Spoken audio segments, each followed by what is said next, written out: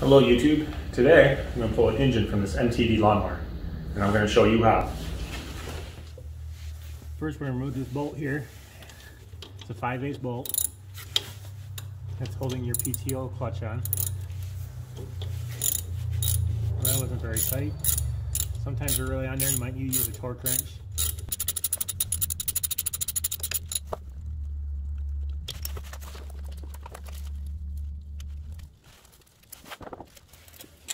Unhook your wire. I'm just cutting it.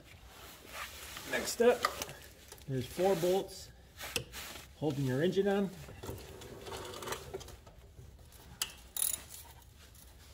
These ones are 9/16, they're usually 1/2 inch.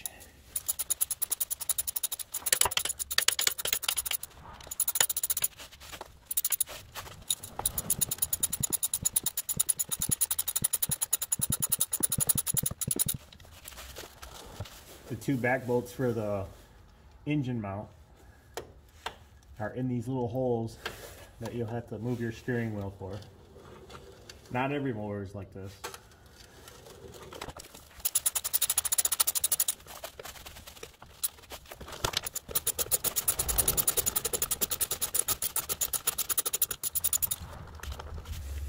Bolt number 4.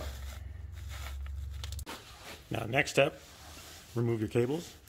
Should be a 5/16 socket or a flathead screwdriver.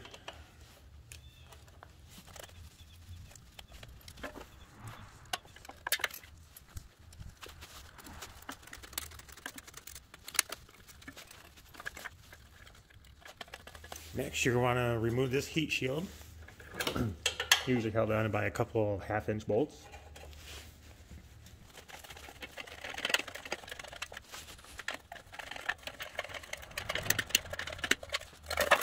Next, we're going to unhook the starter wire, usually a 7/16 inch nut.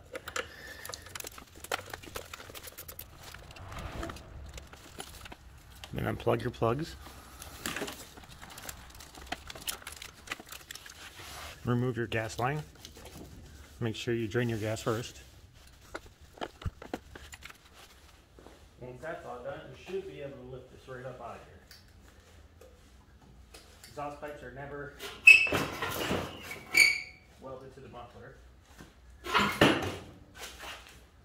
Motors are very heavy, you may need help to carry it.